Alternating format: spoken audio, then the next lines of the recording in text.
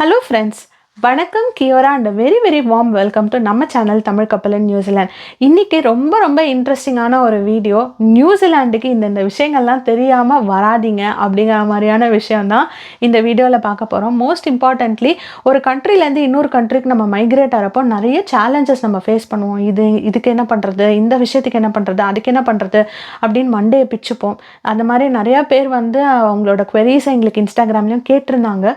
So அந்த மாதிரி அவங்க கேட்ட நிறையா கொஷின்ஸை கம்பைல் பண்ணி ஒரு வீடியோவாக ப்ரெசென்ட் பண்ணலாம். ஃபார் எக்ஸாம்பிள் பேங்க் அக்கௌண்ட் எப்படி ஓப்பன் பண்ணுறது, அதுக்கப்புறம் இங்கே ஹெல்த் கேர் சிஸ்டம் எப்படி இருக்குது, அந்த மாதிரி நிறையா விஷயங்கள் நிறையா பேர் கேட்டிருக்கீங்க. ஸோ இதெல்லாம் என்னெல்லாம் சேலஞ்சஸ் இருக்குது, அதில் நம்ம எப்படியெல்லாம் அதை ஓவர் கம் பண்ணலாம், லோன்லினஸ் எப்படி ஓவர் கம் பண்ணலாம், மாதிரி நிறைய ஆஸ்பெக்ட்ஸை இந்த வீடியோவில் நான் கவர் பண்ணியிருக்கேன். ஸோ உங்கள் எல்லாருக்குமே எஸ்பெஷலி நியூசிலாண்டுக்கு வரவங்களுக்கும் சரி, நியூசிலாண்டுக்கு வரப்போகிறவங்களுக்கும் சரி, அவங்க எல்லாருக்குமே இது ஹெல்ப்ஃபுல்லாக இருக்கும் அப்படின்னு நான் நம்புகிறேன். கொஞ்ச நாள் ஆனவங்களுக்கும் ஹெல்ப்ஃபுல்லாக இருக்கும். இதில் நான் ஏதாவது பாயிண்ட்ஸ், நீங்கள் வீடியோ ஃபுல்லாக பாருங்கள், இல்லை ஏதாவது நான் பாயிண்ட்ஸ் மிஸ் பண்ணியிருந்தேன் அப்படின்னா நீங்கள் கமெண்ட்ஸ்லேயும் சொல்லுங்கள். அது எல்லாருக்குமே ஹெல்ப்ஃபுல்லாக இருக்கும் அப்படிங்கிறதுனால. ஸோ நம்ம சேனலில் இருக்கிற வீடியோஸ் உங்களுக்கு பிடிச்சிருக்குன்னா மறக்காமல் எங்களுக்கு சப்ஸ்கிரைப் பண்ணி சப்போர்ட் பண்ணுங்கள். எங்களை இன்ஸ்டாகிராம்லேயும் இதே name Tamil Kappal in New Zealand அப்படிங்கிற ப்ரொஃபைல் நேம்லேயே ஃபாலோ பண்ண மறக்காதீங்க. So without any further delay இப்போ நம்ம வீடியோக்குள்ளே போகலாம்.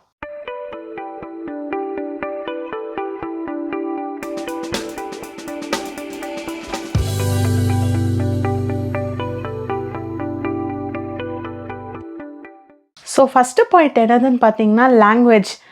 எனக்கு தான் இங்கிலீஷ் தெரியுமே, நான் இங்கிலீஷ் ஓரளவுக்கு பேசுவேன், என்னால் நியூசிலாண்டில் சர்வை பண்ண முடியும் அப்படின்னு நீங்கள் நினச்சிங்கன்னா இனிஷியல் ஃபஸ்ட்டு ஃபியூ டேஸ் ரொம்ப டிஃபிகல்ட்டாக இருக்கும். ஏன்னா இவங்க என்ன பேசுகிறாங்கன்னே நமக்கு புரியாது. இவங்க பேசுகிற இங்கிலீஷ் ஆக்சென்ட்டே கொஞ்சம் வித்தியாசமாக இருக்கும். நான் அந்த மாதிரி நிறையா அவஸ்தப்பட்டிருக்கேன். இனிஷியலாக என்னதான் பேசுகிறாங்கன்னே புரியலையே அப்படிங்கிற மாதிரி இருக்கும். அல்தோ அவங்க பேசுகிறது இங்கிலீஷ் தான், நம்ம பேசுகிறது இங்கிலீஷ் தான், பட் அவங்களோட ஆக்சென்ட்லேருந்து அவங்க பேசுகிற டாபிக்ஸ்லேருந்து எல்லாமே ரொம்ப டிஃப்ரெண்ட்டாக இருக்கும். நம்மளால் ஈஸியாக மிங்கிள் பண்ணிக்கிறதுக்கு எஸ்பெஷலி வெள்ளைக்காரங்களோட கொஞ்சம் டிஃபிகல்ட்டாக தான் இருக்கும். பட் அதை நீங்கள் ஒன்ஸ் நீங்கள் இப்போ வேலைக்கு போக ஆரம்பிச்சிட்டிங்க அப்படின்னா நீங்கள் அந்த உங்களோட அந்த கலீக்ஸ் கிட்டலாம் நீங்கள் பேச அது உங்களுக்கு ஈஸி ஆகிடும். அடுத்த பாயிண்ட் பார்த்தீங்கன்னா லோன்லினஸ். இந்த ஊரில் கொஞ்சம் லோன்லியாக இருக்கிற மாதிரி நமக்கு ஃபீல் ஆகும். எஸ்பெஷலி எப்போனா, இப்போது நம்ம ஹஸ்பண்ட் வேலைக்கு போகிறாங்க, நம்ம வீட்டில் தனியாக இருக்கும், நம்ம வேலைக்கு போகலை அப்படிங்கிற மாதிரியான சுச்சுவேஷன்லலாம் லோன்லினஸ் செட் ஆகும். ஸோ அதுக்கு நம்ம என்ன பண்ணலாம் அப்படின்னு பார்த்திங்கன்னா, நிறைய இங்கே நம்ம கம்யூனிட்டி ரிலேட்டடான குரூப்ஸ் இங்கே நிறையா இருக்குது. ஃபார் எக்ஸாம்பிள் நீங்கள் தமிழ் அப்படின்னா தமிழ் பீப்புளுக்கான குரூப்ஸ் நிறையா இருக்குது, தமிழ் அசோசியேஷன்ஸ் இருக்குது, நிறையா இருக்குது. அந்த மாதிரி அதே மாதிரி இப்போ நீங்கள் டெம்பிள் போகிறீங்களோ, இல்லை சர்ச் போகிறீங்களோ, மாஸ்க் போகிறீங்களோ, எதுனாலுமே அதுக்கு உண்டான குரூப்ஸு அந்தந்த ஃபார் எக்ஸாம்பிள் இங்கே டெம்பிள்ஸ்லாம் பார்த்திங்கன்னா நிறையா ஈவெண்ட்ஸ்லாம் கண்டக்ட் பண்ணுவாங்க. ஸோ அதுக்கெலாம் நீங்கள் போனீங்க, நிறையா பூஜைகள்லாம் பண்ணுவாங்க, அதெல்லாம் ஃபேஸ்புக்கில் போடுவாங்க. ஸோ நீங்கள் அதுக்கெலாம் போனீங்க அப்படின்னா 4 பேரை மீட் பண்ணலாம், அவங்க கூட நீங்கள் நெட்வொர்க் பண்ணிக்கலாம், யாரையாவது வீட்டுக்கு இன்வைட் பண்ணலாம், லஞ்சுக்கோ டின்னருக்கோ, அதுக்கப்புறம் அவங்க நம்மளை இன்வைட் பண்ணுவாங்க. இந்த மாதிரி நம்ம நிறையா மிங்கிள் பண்ணி தான் ஒரு நெட்வொர்க் இங்கே நம்ம பில்ட் பண்ணிக்க முடியும். அது மாதிரி நிறையா ஈவெண்ட்ஸ்க்கும் நீங்கள் போய் அட்டென்ட் பண்ணதுக்கப்புறம் தான் ஓரளவுக்கு அந்த லோன்லினஸ் கொஞ்சம் பெட்டர் ஆகும் அப்படிங்கிறது என்னோட ஒரு அபிப்பிராயம். நான் அந்த மாதிரி பண்ணியிருக்கேன், அதனால நான் அதை சஜஸ்ட் பண்ணுவேன் உங்களுக்குமே. மூணாவது பார்த்தீங்கன்னா வெதர் நியூசிலாண்டை பொறுத்த வரைக்கும் எல்லா சீசன்ஸுமே இருக்கும். சம்மர், வின்டர், ஆட்டம், ரெய்னி, இந்த மாதிரி எல்லா சீசன், ஸ்ப்ரிங் எல்லாமே நியூசிலாண்டில் இருக்கும் இந்தியா மாதிரியே. பட் வின்டர் எஸ்பெஷலி பார்த்தீங்கன்னா, நாங்கள் இருக்கிறது Auckland, but down south of New Zealand, அதாவது குயின்ஸ்டவுன், கிரைஸ்ட் சர்ச், டினிடீன் இதெல்லாம் போனீங்கன்னா வின்டர் கொஞ்சம் எக்ஸ்ட்ரீமாக தான் இருக்கும். ஸோ அதுக்கு உண்டான க்ளோதிங் நீங்கள் இந்தியாவிலேருந்து அந்த ஊர்களுக்கெலாம் வரீங்க அப்படின்னா இந்தியாவிலேயே நீங்கள் கொஞ்சம் வாங்கிட்டு வர்றது பெட்டராக இருக்கும் இனிஷியலாக நீங்கள் சர்வை பண்ணுறதுக்கு. ஏன்னா அங்கே இங்கே வாங்கிக்கலாம் அப்படின்னா கொஞ்சம் எக்ஸ்பென்சிவ் சைடில் இருக்கும். And at the same time ஆப்ஷன்ஸும் ரொம்ப கம்மியாக இருக்கும் நான் பார்த்த வரைக்கும். ஸோ அதனால் நீங்கள் இந்தியாவிலேருந்து வாங்குறது பெஸ்ட்டு. இல்லாட்டா எங்கள் டீமோ ஆப்பில் நீங்கள் பார்த்தீங்கன்னா உங்களுக்கு ஏதாவது ஆப்ஷன்ஸ் செட் ஆகுதா நீங்கள் பார்த்து யூஸ் பண்ணிக்கலாம். But safer side it's always better to get from India அப்படின்னு தான் நான் சொல்லுவேன். இனிஷியல் டேஸை சர்வே பண்ணுறதுக்கு ஒன்ஸ் நம்ம இங்கே இருந்து நமக்கு ஓரளவுக்கு ஐடியா கிடச்சிச்சின்னா அதுக்கப்புறம் நமக்கு என்ன வேணுமோ நம்ம அதுக்கேற்ற மாதிரி வாங்கிக்கலாம். ஸோ அந்த ஒரு விஷயம். அதே மாதிரி மெடிசின்ஸும் நீங்கள் பார்த்தீங்கன்னா வேணுங்கிற மெடிசின்ஸ் நீங்கள் ஃபஸ்ட்டு எடுத்துகிட்டு வர்றது பெட்டராக இருக்கும். சில பேராசிட்டமால் அந்த மாதிரி ஓவர் த கவுண்டர் இது டேப்லெட்ஸ் வந்து மெடிசின்ஸ் வந்து நீங்கள் இங்கே ஃபார்மசிஸ்லாம் இருக்குது, கெமிஸ்ட் வேர் ஹவுஸ்ன்னு ஒரு சில ஃபார்மசிலாம் இருக்குது, அங்கே நீங்கள் வாங்கிக்கலாம். பட் ரொம்ப ஸ்பெசிஃபிக்கான மெடிசன்ஸ் நீங்கள் எடுக்கிறீங்க அப்படின்னா வந்து நீங்கள் இந்தியாவிலேருந்து கொஞ்சம் மெடிசன்ஸ் எடுத்துகிட்டு வர்றது பெட்டர். அந்த மாதிரி மெடிசன்ஸ் எடுத்துகிட்டு வரப்போ நீங்கள் வந்து உங்கள் இந்தியாவில் உங்கள் டாக்டர் யாரோ அவங்கக்கிட்ட ப்ரிஸ்கிரிப்ஷன் எழுதி வாங்கி அதை வந்து நீங்கள் இமிக்ரேஷனில் காமிச்சிட்டு நீங்கள் வரா மாதிரி இருக்கும். பயோசெக்யூரிட்டின்னு ஒரு இடம் இருக்குது, அங்கே வந்து அவங்க செக் பண்ணுறப்போ அந்த மெடிசன்ஸை நீங்கள் ப்ரிஸ்கிரிப்ஷனை நீங்கள் காமிச்சிட்டு எடுத்துகிட்டு வந்துடலாம். அதனால ஒன்றும் ப்ராப்ளம் இல்லை. பட் அந்த ப்ரிஸ்கிரிப்ஷன் டாக்டர்கிட்டேருந்து எழுதி வாங்கிட்டு வாங்க. நான் ஏன் சொல்கிறேன் அப்படின்னா இங்கே இருக்கிற ஹெல்த் கேர் சிஸ்டம் வந்து கொஞ்சம் டிஃப்ரெண்ட்டு. அதனால தான் நான் சொல்கிறேன். அந்த ஹெல்த் கேர் சிஸ்டம் எப்படி இருக்குங்கிறத நான் இன்னும் ஒரு 2-3 பாயிண்ட்ஸ்க்கு அப்புறம் நான் சொல்கிறேன். ஸோ தொடர்ந்து பாருங்கள், அப்போது உங்களுக்கு அந்த டிஃப்ரென்ஸ் புரியும். அடுத்த சேலஞ்ச் என்னதுன்னு பார்த்தீங்கன்னா, இந்த ஊரில் ரொம்ப ஸ்லோ பேஸ்டான லைஃப் ஸ்டைல் தான். ரொம்ப ஹரி பர்ரி அறக்க பறக்க அந்த மாதிரிலாம் எதுவுமே கிடையாது. நான் இந்தியாவில் இருந்திருக்கேன், சிங்கப்பூரில் இருந்திருக்கேன். அதை கம்பேர் பண்ணுறப்போ ஒரு பெரிய ஷிஃப்ட் இருந்தது எனக்குமே வந்து நியூசிலாந்து வரப்போ. என்ன எல்லாமே ரொம்ப ஸ்லோவாக இருக்குது. சிங்கப்பூர்னா பார்த்திங்கன்னா ஏதாவது ஒரு விஷயம் நமக்கு வேணும், ஏதாவது ஒரு அப்ளிகேஷன் சப்மிட் பண்ணுறோம் அப்படின்னா அடுத்த 1 டேக்குள்ளே நமக்கு வந்து ரிட்டர்ன் வந்துடும். பட் இங்கே அந்த மாதிரி கிடையாது. They will take their own time. கொஞ்சம் நாட்கள் இல்லை கொஞ்சம் வாரங்கள் இல்லை கொஞ்சம் மாதங்கள் கூட வெயிட் பண்ணி நம்ம எதுக்கு அப்ளை பண்ணோமோ அதுக்கான அவுட்கம் வந்து நமக்கு வரா மாதிரி இருக்கும். ஸோ அதுக்கான பொறுமை வந்து ரொம்ப ரொம்ப தேவை. ஸோ நம்ம ஒரு ஃபாஸ்ட் பேஸ்டு லைஃப் ஸ்டைலில் இருந்துட்டு இந்த மாதிரி ஒரு ஸ்லோ பேஸ்ட் லைஃப் ஸ்டைலுக்கு மூவ் ஆகுறப்போ இனிஷியலாக கொஞ்சம் ஸ்ட்ரகிள்ஸ் இருக்கும். பட் அது போக போக டெஃபினட்டாக பழகிடும். ஸோ இதையும் நீங்கள் ஞாபகம் வச்சுக்கோங்க. So it will take time, எல்லாமே இட் வில் டேக் டைம் இந்த ஊரை பொறுத்த வரைக்கும். அதுக்கப்புறம் ஹெல்த் கேர் சிஸ்டம். இங்கே இருக்கிற ஹெல்த் கேர் சிஸ்டம் பார்த்திங்கன்னா இந்தியாவை கம்பேர் பண்ணுறப்போ ரொம்ப டிஃப்ரெண்ட்டாக இருக்கும். நம்ம இந்தியாவிலலாம் பார்த்திங்கன்னா ஃபார் எக்ஸாம்பிள் இப்போ நான் வந்து இப்போ ஒரு டயபெட்டிஸ் இருக்குது அப்படின்னா டேரெக்டாக அந்த டயபெட்டிஸ் எந்த டாக்டரோ அவங்கள போய் டேரெக்டாக பார்க்கலாம். ஆனால் இங்கே வந்து அந்த மாதிரி ஸ்பெஷலிஸ்ட்டை டேரெக்டாக பார்க்க முடியாது. நீங்கள் ஃபஸ்ட்டு நீங்கள் எந்த ஏரியாவில் வீடு எடுக்கிறீங்களோ அந்த ஏரியாவில் இருக்கிற ஜிபி, அதாவது ஜென்ரல் ப்ராக்டிஷனர்கிட்ட நீங்கள் போய் ரெஜிஸ்டர் பண்ணிக்கணும். நான் அந்த மாதிரி இந்த ஏரியாவில் இருக்கேன், இதுதான் என் அட்ரஸ், இதுதான் என் ஃபோன் நம்பர், இதுதான் என் டேட் ஆஃப் பர்த், இதெல்லாம் சொல்லி உங்கள் டீட்டெயில்ஸ்லாம் சொல்லி அந்த ஜென்ரல் ப்ராக்டிஷனர்கிட்ட போய் நீங்கள் வந்து ரெஜிஸ்டர் பண்ணிக்கணும். ரெஜிஸ்டர் பண்ணதுக்கப்புறம் நீங்கள் அவங்கள விசிட் பண்ணி அவங்க தான் உங்களை வந்து ஸ்பெஷலிஸ்ட்டுக்கே ரெஃபர் பண்ணுவாங்க. ஸோ நீங்கள் டேரெக்டாக போய் ஸ்பெஷலிஸ்ட்டை ரெஃபர் பண்ண முடியாது. எமர்ஜென்சி கேசஸ் வந்து டிஃப்ரெண்ட், அது வந்து செப்பரேட். நீங்கள் டேரெக்டாக எமர்ஜென்சிக்கே போகலாம். பட் அதை தவிர நீங்கள் வந்து ஒரு டயபெட்டிஸ் ஃபார் எக்ஸாம்பிள் அதான் சொல்கிறேன், டாக்டரை கன்சல்ட் பண்ணணும் அந்த மாதிரி, இல்லை வேறு ஏதாவது ஸ்பெசிஃபிக்கான ரிலேட்டடான விஷயங்களுக்கு ஒரு ஜென்ரலாக அந்த ஸ்பெஷலிஸ்ட்டை போய் மீட் பண்ணணும் அப்படின்னா டேரெக்டாக பண்ண முடியாது. ஜென்ரல் ப்ராக்டிஷனர் ரெஃபரன்ஸ், அந்த ரெஃபரல் லெட்டர் வாங்கி தான் நீங்கள் போய் அந்த ஸ்பெஷலிஸ்ட்டை வந்து மீட் பண்ண முடியும். அதே மாதிரி இந்த ஸ்கேனு எக்ஸ்ரே அப்படின்லாம் பார்த்திங்கன்னா நம்ம ஊரில் டாக்டரை வந்து சொன்னதுக்கப்புறம் அன்றைக்கேவோ இல்லை அதுக்கு அடுத்த நாளோ போய் நம்ம அந்த எக்ஸ்ரேவோ ஸ்கேன் எதுனாலும் நம்ம போய் எடுத்துகிட்டு வந்துடுவோம் இல்லையா. இங்கே அந்த மாதிரி பண்ண முடியாது. ஜென்ரல் ப்ராக்டிஷனர்கிட்ட ஜிபிகிட்ட போயிட்டு அவங்க வந்து ரெஃபர் பண்ணுவாங்க. அந்த அதுக்கப்புறம் அந்த எந்த சென்டரில் வந்து எக்ஸ்ரேவோ ஸ்கேனோ சொல்லியிருக்காங்களோ அவங்கக்கிட்டேருந்து நமக்கு கால் வரும். இந்த மாதிரி காலோ மெசேஜோ வரும், இன்றைக்கி வந்து உங்களோட அப்பாயின்மெண்ட்டு அப்படின்னு சொல்லிட்டு. ஒரு எக்ஸாம்பிள் சொல்கிறேனே, எனக்கு வந்து டிசம்பரில் வந்து பயங்கரமான பேக் பெயின் இருந்தது. அந்த பேக் பெயின் வந்துச்சுன்னா என்னால் உட்காரவே முடியாது, நான் அப்படியே படுத்துருவேன். என்னால் ஒன்றுமே பண்ண முடியாது, நிற்க முடியாது, உட்கார முடியாது, நான் அப்படியே படுத்துருவேன். அந்த மாதிரி இருந்தது. நான் போய் இங்கே ஜிபியை போய் பார்த்தேன். சரி, அவங்க வந்து 6 வீக்ஸில் வந்து உங்களுக்கு எக்ஸ்ரே அப்பாயின்மெண்ட் வந்து வந்துடும் அப்படின்னு சொல்லி சொன்னாங்க. சரின்ட்டு நானும் வீட்டுக்கு வந்துட்டு உங்களுக்கு வேணா பெயின் கில்லர்ஸ் வாங்கிக்கோங்க அப்படின்னு பெயின் கில்லர்ஸும் ப்ரிஸ்கிரைப் பண்ணாங்க. சரின்ட்டு நான் வந்துட்டேன் வீட்டுக்கு.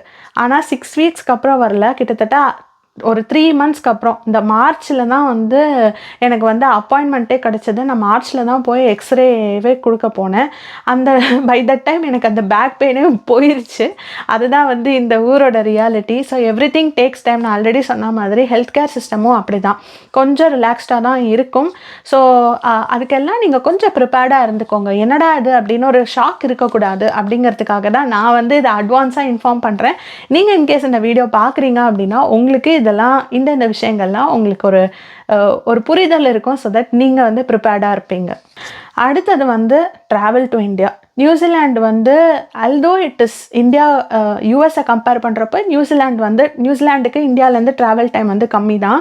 இருந்தாலுமே ஃப்ளைட் டிக்கெட்ஸ்லாம் வந்து கொஞ்சம் எக்ஸ்பென்சிவாக தான் இருக்கும்.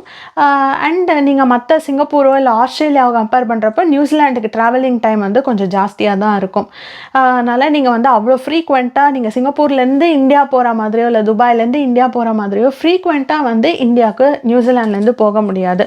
ஃப்ளைட் டிக்கெட்ஸ்லாம் கொஞ்சம் எக்ஸ்பென்சிவாக இருக்கும். அதனால் நீங்கள் அதுக்கேற்ற மாதிரி பிளான் பண்ணிக்கணும். அதே மாதிரி டைரக்ட் ஃப்ளைட்ஸும் கிடையாது. நம்ம ஏதாவது ஒரு ஊர் ஸ்டாப் ஓவர் போயிட்டு தான் பண்ணுற மாதிரி இருக்கும். 1 or 2 ஸ்டாப் ஓவர்ஸ் ஆஸ்திரேலியாவோ இல்லை சிங்கப்பூரோ இல்லை மலேசியாவோ இல்லைனா ஹாங்காங்கோ அந்த மாதிரி போயிட்டு தான் நீங்கள் அதுக்கப்புறம் தான் இந்தியா போகிற மாதிரி இருக்கும். ஸோ அதுவும் வந்து ஒரு ஸ்ட்ரகிள் தான் இந்த ஊரை பொறுத்த வரைக்கும். நெக்ஸ்ட்டு பார்த்தீங்கன்னா காஸ்ட் ஆஃப் லிவிங். நான் ஆல்ரெடி நிறையா வீடியோஸில் சொல்லியிருக்கேன். நியூசிலாண்டோட காஸ்ட் ஆஃப் லிவிங் வந்து கம்பேரேட்டிவ்லி ஹையர் தான்.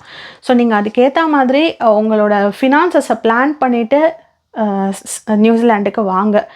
இனிஷியலாக ஃபஸ்ட்டு ஃபியூ டேஸோ இல்லை வீக்ஸோ இல்லை மந்த்ஸோ உங்களுக்கு எப்போ வேலை கிடைக்குதோ அது வரைக்கும் நீங்கள் வந்து ஓரளவுக்கு சர்வைவ் ஆகிற மாதிரி நீங்கள் வந்து உங்களோட ஃபினான்சஸை பிளான் பண்ணிக்கோங்க. நம்பியோ அப்படின்னு சொல்லி ஒரு வெப்சைட் இருக்குது. அந்த வெப்சைட்டில் நீங்கள் போய் எந்த சிட்டிக்கு நீங்கள் வரீங்க அப்படின்னு போட்டிங்கன்னா ஆவரேஜான காஸ்ட் ஆஃப் லிவிங் வேல்யூ என்னது அப்படின்னு சொல்லி அந்த பிரேக் டவுனோட கொடுத்துரும்.